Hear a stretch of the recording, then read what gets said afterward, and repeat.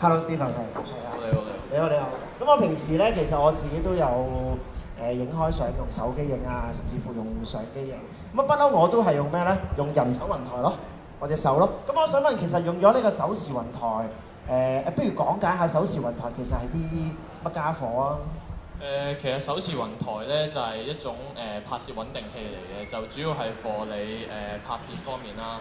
咁其實講下點解有手持雲台出現啦。其實手持雲台咧就係、其實你隨住即係依家科技發展啦，其實媒體咧從以前你只係平面見到嘅文字同圖片，就變到去更加多網上媒體，就係、譬如好似 YouTube 呢啲咁嘅媒體咧。咁當呢個媒體逐漸擴大，咁大家觀眾即係公眾對嗰個片質嘅要求更加高嘅時候，咁手持雲台就係咁樣嚟啦，就可以幫到啲拍攝者就拍到更好嘅片，同埋即係吸納更多嘅觀眾。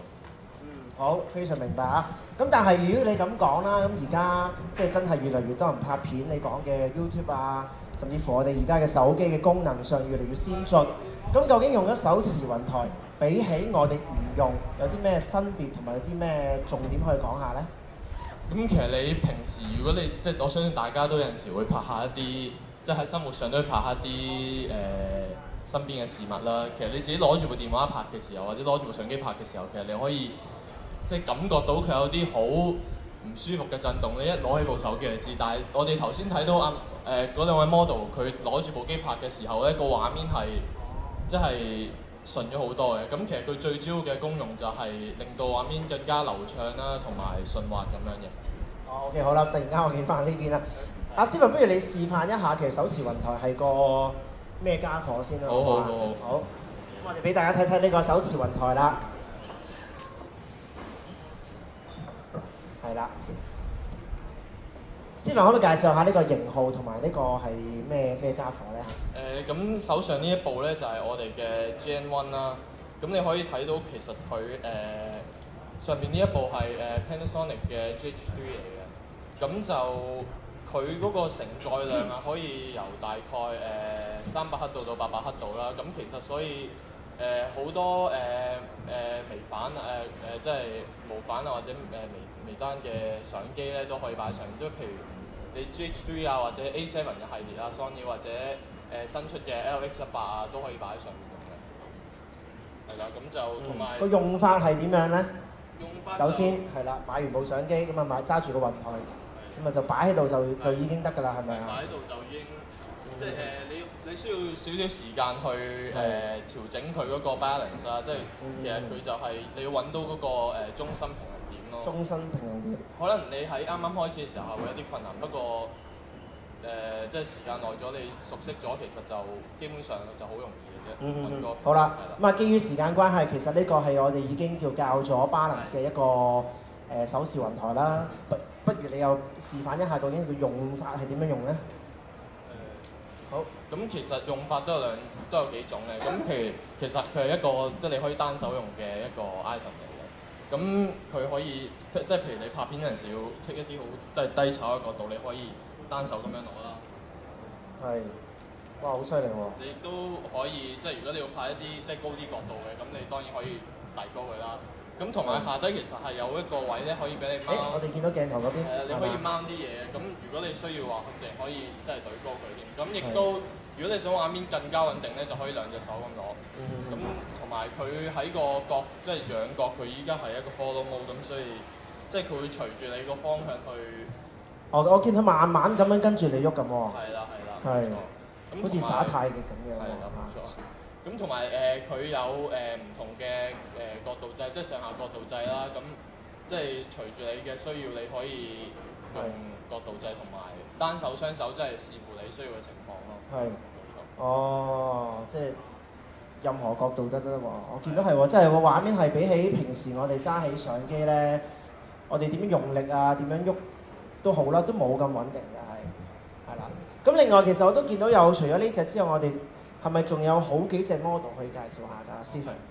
咁除咗我呢一隻GN1之外，我哋仲有另外一隻就係 HY2嚟嘅。HY2係咪？HY2不如嚟睇睇 HY2 又係咩傢伙？好，係我哋有將鏡頭轉去呢邊啦，係咪？好，呢邊。好，呢個就係 HY2，好，我幫你拎起呢個先啊。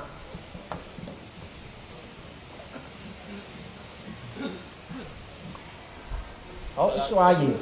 大家見到啲 HY2咧，咁其實佢係即係其實佢嘅設計上同頭先嗰部都有啲似嘅，但係佢設計嗰個用處就唔同嘅。佢主要係可以掹到即係手機啦，即係其實大部分手機由你普通嘅 iPhone 5到去 iPhone 6啊、6 Plus 啊，或者 Samsung 嘅 S 系列或者 Note 3同4都冇問題嘅。咁同埋佢其實係非常之容易就可以安上，基本上你呢個 clip 咧，你 flip 開佢咧，夾部相機上去，咁都係你花大概可能半分鐘時間揾到個 balance 咧，就已經可以用㗎啦。係，咁市面上其實我見到好多人除咗用呢個手機啊拍攝之外，相機拍攝之外咧，仲有用一個牌子叫 GoPro 嘅，係咪 GoPro 都可以㗎？係 GoPro 都可以嘅，咁你可以睇到呢度咧，咁其實佢個原理一樣嘅，咁夾咗個 GoPro 上去之後咧。你揾翻個前後 balance，同埋你可以將你可以連咗你嗰個電話同埋部 GoPro 嘅用 WiFi，咁你其實可以喺個 mon 上面就睇到，即時睇到你拍嘅情況咁樣咯。係啦。哦，明白。係啦，我哋呢邊都會睇到一啲片段啦。其實而家呢個片段係用邊一部去拍㗎？係用HY2嘅。HY2。iPhone 6。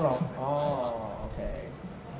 係啦，隻狗仔係啦 ，OK。係啦 ，Good boy 係啦。OK， 好，咁啊 HY2講完喎，咁仲有其實我想問，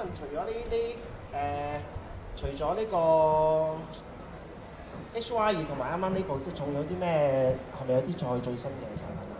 睇緊係咪？咁其實我哋就即將會有一部HY3嘅，就叫做係一部三軸嘅機 HY3喎，係咪啊？又嚟呢邊睇下啦，我哋。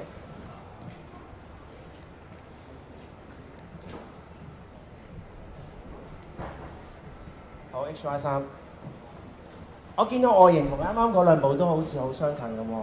係啦，但係佢特別之處咧就係多咗一族啦，即係多咗 access，就係佢就係一個 pan access 嚟嘅。係。咁就令到個畫面就更加順暢咯。係啦。咁同埋佢呢個 joystick 有叫 joystick 喎，係咯。有啲唔同嘅，因為頭先就可以校上下角度嘅啫，呢個就可以校8個角度。可唔可以示範一下㗎？可以。好。即係嗱，你而家向上。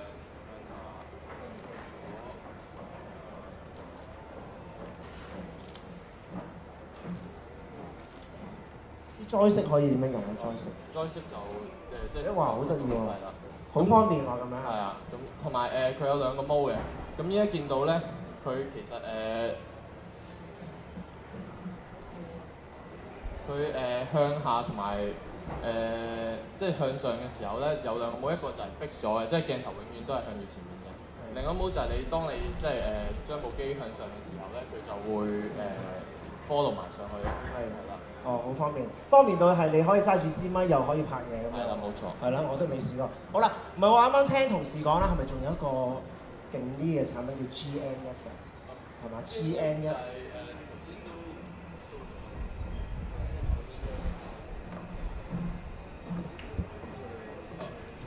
係啦，就係呢個 GN1啦。GN1就係。不如又再介紹多次啊！咁就頭先我介紹過啦，咁就係。係咯，你可以再重新將份稿 loop 多次得㗎，大家。好嘅。咁就即係佢好多唔同嘅相機都得啦，咁就單手雙手都得啦，上下角度啦，高低炒啦，360度旋轉啦，咁呢啲佢都做到嘅。好，唔該晒 model，thank you 晒，唔該晒 Stephen。好，唔該晒 Stephen，thank you 晒你。我俾啲掌聲 Stephen 好嘛？